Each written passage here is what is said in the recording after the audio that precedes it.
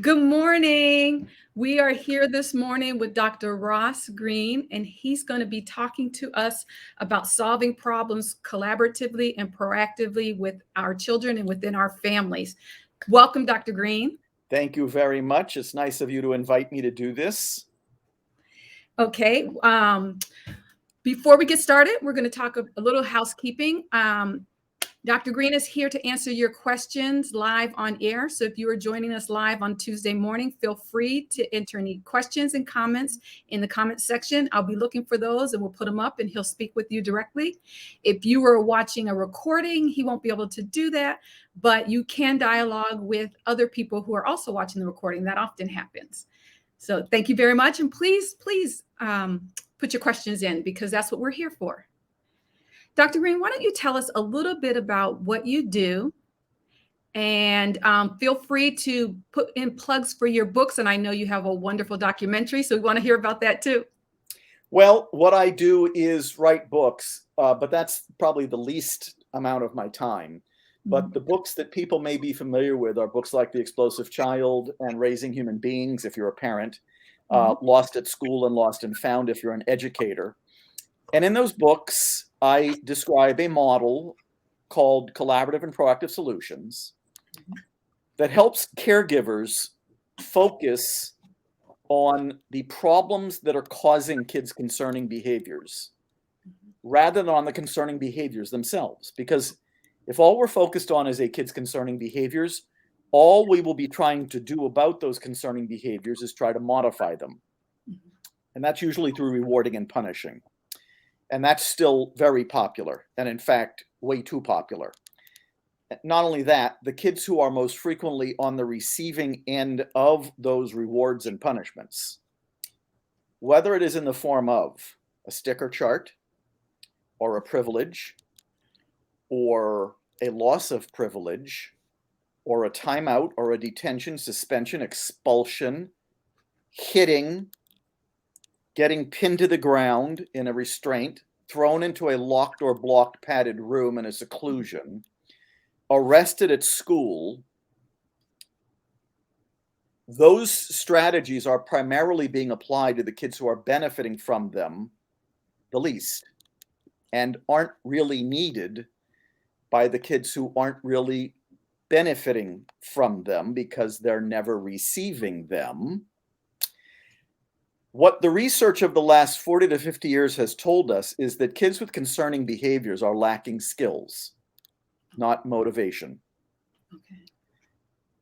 As a consequence of that, we should ask ourselves the question, then why have we been so busy applying motivational strategies to these kids when unmotivated is not what they are? They're lacking skills. And they exhibit their concerning behaviors, especially when there are expectations being placed upon them that they're having difficulty meeting. And in this model, we call those unmet expectations unsolved problems. Now, you might be wondering, or your listeners might be wondering, what kind of problems are we talking about here? Well, interestingly enough, it's often pretty mundane stuff that causes concerning behaviors in kids who are prone to concerning behaviors. Things like, at home, difficulty brushing teeth before going to bed at night, difficulty getting off the Xbox to come in for dinner, difficulty eating what mom or dad or whoever has made for dinner, difficulty turning off the technology at 9 p.m. to go to sleep at night. At school, I could go on forever, but at school it could be things like difficulty coming back into the classroom after recess, difficulty keeping hands to self in the hallway between classes, difficulty sitting next to Susie during circle time, difficulty completing the division problems on the worksheet in math. In kids who are not prone to concerning behaviors, those would cause a slight bump in the road, but because those kids have the skills to handle demands for flexibility, adaptability, frustration tolerance, problem solving, emotion regulation well, it doesn't cause a big issue. The kids who are lacking those skills, it causes a big issue. It causes concerning behavior. And what that tells us is that concerning behavior is just the signal, just the fever, just the means by which the kid is communicating. We've all heard behavior is communication. Here's what concerning behavior is communicating. There's an expectation the kid is having difficulty meeting. So what I spend most of my time doing, whether I'm writing books or consulting to prisons or schools or inpatient psychiatry units or residential facilities or running Lives in the Balance, the nonprofit I founded, is helping caregivers understand a few things. Number one, concerning behavior should not be our focal point, and modifying that behavior should not be our focal point. And kids who exhibit concerning behaviors are lacking skills, not motivation, and that what we should be spending most of our time doing is helping kids solve the problems that are affecting their lives and causing their concerning behaviors. And that is about as fast an overview of this model, collaborative and proactive solutions, as I think I've ever given. Now, I know no one has put it up, but I know that some of our parents are out there thinking, how do we tell the difference between a young person who's lacking skills and a young person who's lacking motivation? How many times does this behavior have to manifest before we know which we're dealing with? Don't waste your time trying to figure out. Assume that it's lagging skills. Okay. Okay. You won't go wrong, right? Yeah. Worst case scenario, because of the process that is involved in solving problems, even on the very slight chance that the kid's behavior is intentional and purposeful, you're still going to get it addressed by thinking that it's about lagging skills. Don't spend a nanosecond trying to figure that out. Assume it's lagging skills. Start solving problems with your kid. We should have had this conversation 20 years ago. You would have saved me a lot of time. Okay, let's jump right into it. Can you please explain CPS Connection? CPS Connection is actually just a website that contains some resources on the CPS model. The model itself, Collaborative and Proactive Solutions, basically teaches caregivers how to solve problems with kids, but how to do it collaboratively and proactively. Let's talk about the collaboratively part first. This is something you're doing with the kid, not to the kid. This is adults don't have to think that they're the ones who have to come up with a solution.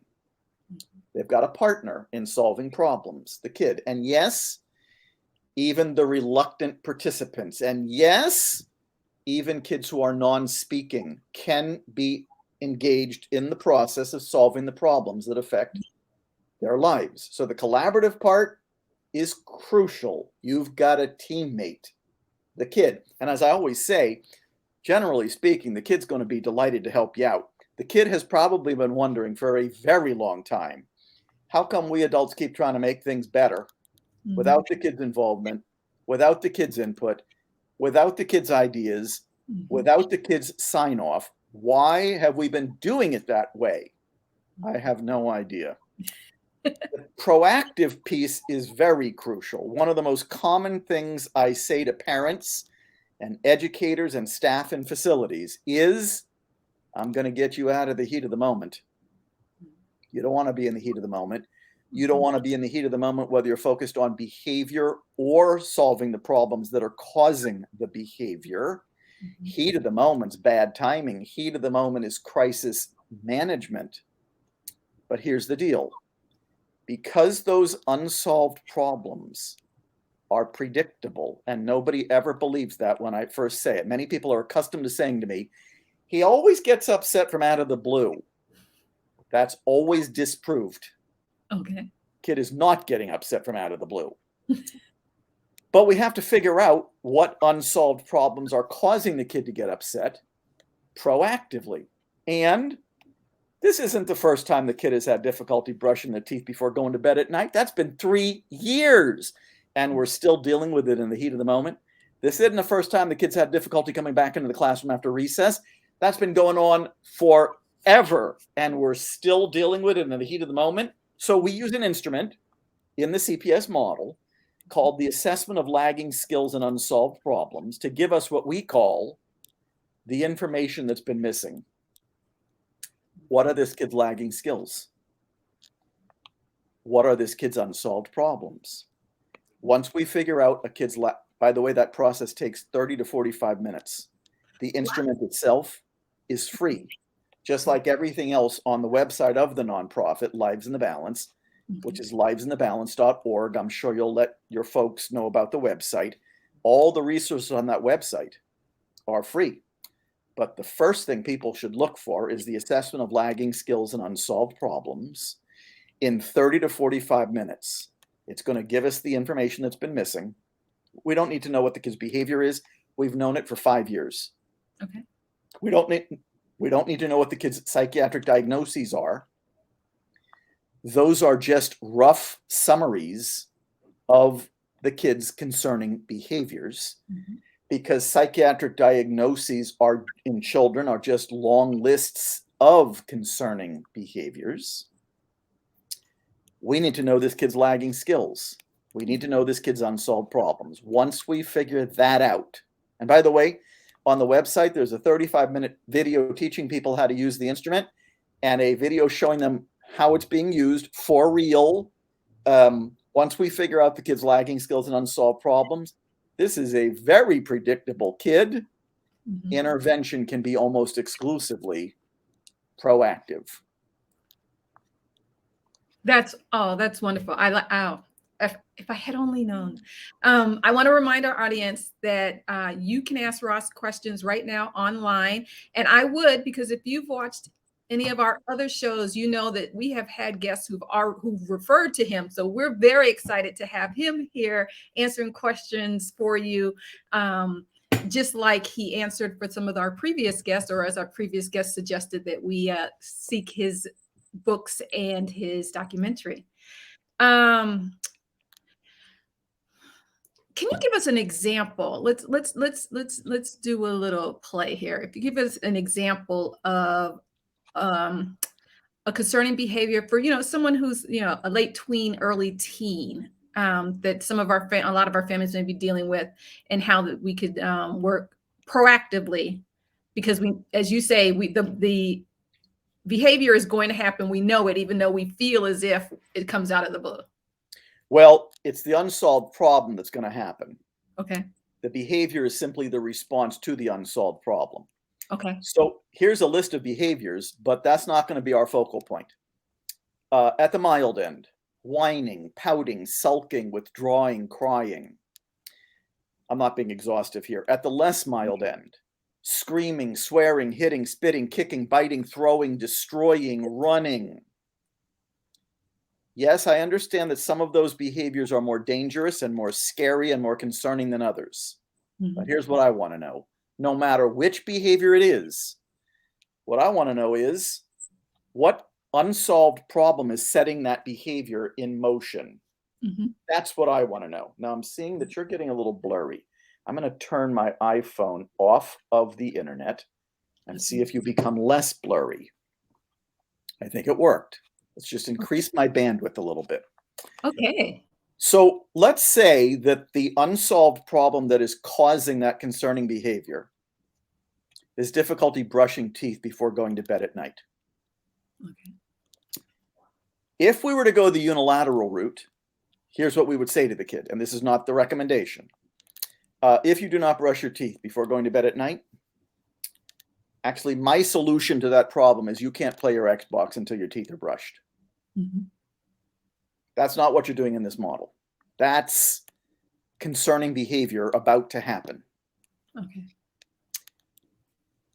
One of the things we do have caregivers do in this model is decide whether this expectation is even important, meaning compared to all the other expectations the kid is having difficulty meeting, because we do have to prioritize, can't work on everything at once. So it's entirely conceivable that the caregiver might decide, you know what, we're not even trying to solve that one right now because we got bigger fish to fry. But let's say we've decided to solve the problem collaboratively. 3 steps. Those 3 steps are called the empathy step, the define adult concern step, and the invitation step. The main ingredient of the empathy step is information gathering. Gathering information from the kid so as to understand what's making it hard for the kid to meet that expectation. Mm-hmm. In other words, your number one source of information in this model on what's making it hard for a kid to meet a particular expectation is the kid. I'm always telling caregivers, it's not your job to know, it's your job to know how to find out. The second step is the define adult concern step. This is where the adult or caregiver is entering their concern into consideration. Why do they think it's important that the kid meet that expectation? Mm-hmm. The third step is the invitation. This is where kid and caregiver are collaborating on a solution that addresses the concerns of both parties. Here's what that might sound like. And I use this example a lot because it happened. I was doing a similar podcast with a father. I guess it was a father's podcast maybe 2 years ago. And he was telling me about his 3-year-old daughter who was, here's the unsolved problem, having difficulty brushing her teeth before going to bed at night. Mm-hmm. Now, if you said to me, what was she doing to communicate that? What was her concerning behavior? I will tell you, I don't remember. Because once again, the behavior is the least important part. The problem we're trying to solve is the most important part. Now, he could have rewarded her for brushing her teeth and punished her for not. And I'm pretty sure that's what he had been doing. Mm-hmm. But here's the empathy step. First of all, he was telling me he thought he already knew what was making it hard for her to brush her teeth before going to bed at night. He told me he was sure it was the taste of the toothpaste. So 8 to 10 different flavors of toothpaste later, she was still having difficulty brushing her teeth before going to bed at night. So finally, he tells me he did the empathy step. Mm-hmm. And what did he find out?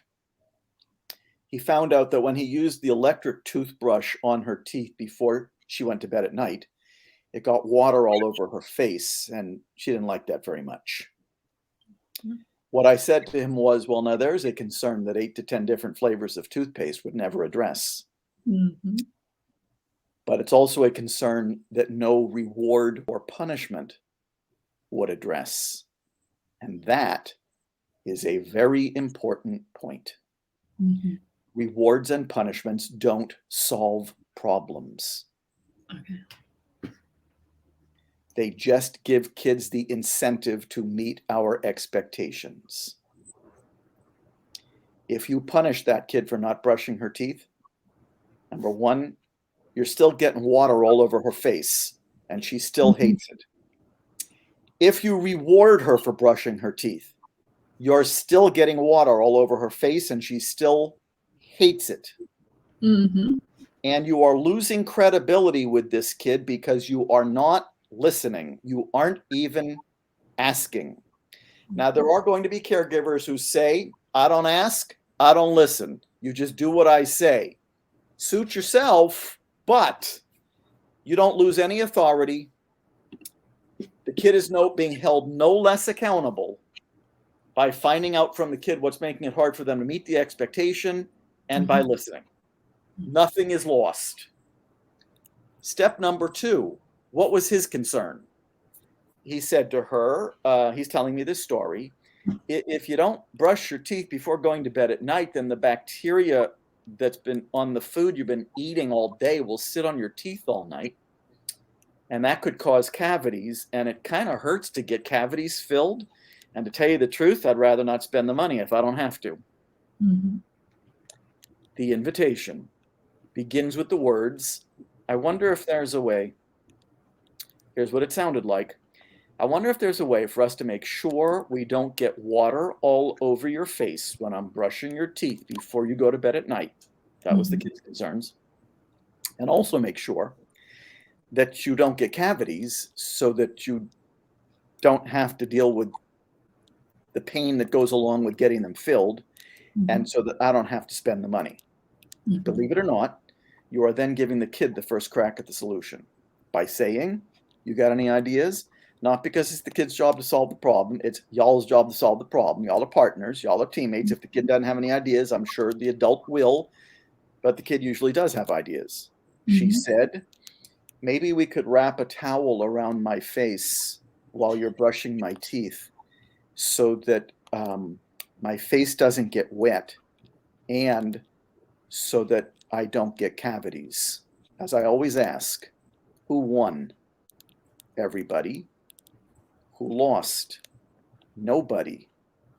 Whose authority was being undermined? Nobody's. That's how you solve problems collaboratively. And I don't really care what the problem is, whether it is unsafe sex or difficulty coming home in time for your 12 a.m. curfew or homework or showing up at school. It is the exact same 3 steps. I like that. So what I just got from that is 1, prioritize expectations, which we have to do because sometimes we just double down on everything all at once and they're not all equally important. Right? Rewards and punishments do not solve the problem. Correct.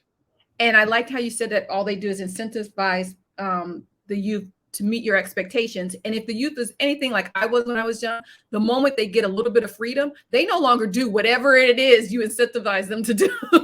That's why radar detectors are so popular. Yeah, we dropped that. And then we have a question from Amy Flack. I'm going to put her up.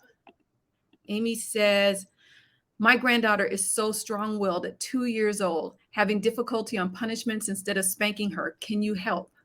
Yeah, I wouldn't be punishing her. Punishment is for behavior.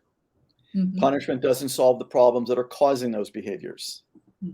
And by the way, here's what's fascinating. Whenever I hear of a child who's very strong-willed,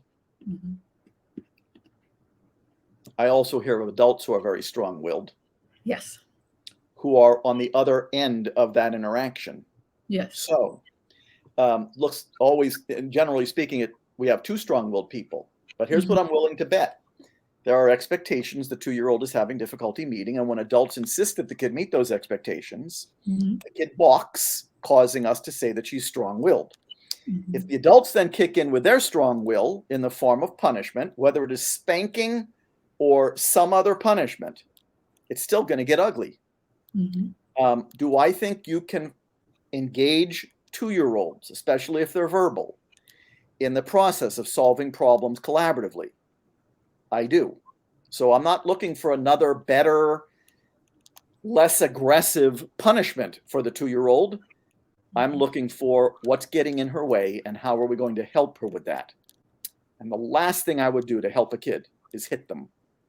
But the last thing I would also do with a kid is punish them for an expectation they're having difficulty meeting. Because there can be an underlying issue that you don't know about. Even if there's not an underlying issue, like a learning disability or something. Yeah. The kid, there is some reason.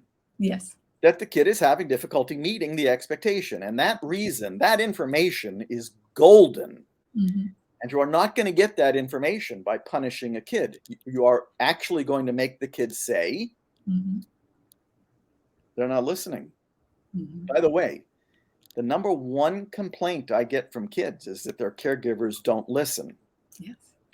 The number 1 complaint I get from caregivers is that their kids won't talk to them. Here we have a 2-year-old who is starting to talk, at the precipice of talking. Do we want to encourage that? Or do we want to punish the kid for expectations the kid is having difficulty meeting? I think we want to have that conversation. You lose no credibility by having the conversation. You gain information, you gain communication, you gain a relationship. I want to make clear to people, that doesn't mean you've dropped the expectation. That's a different story. That's prioritizing.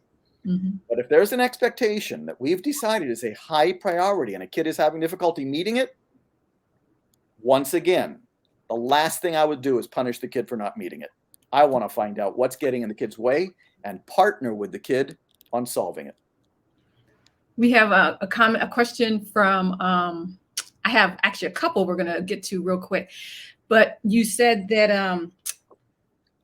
number one complaint from kids is that parents don't listen, and from parents or caregivers is that the youth don't speak.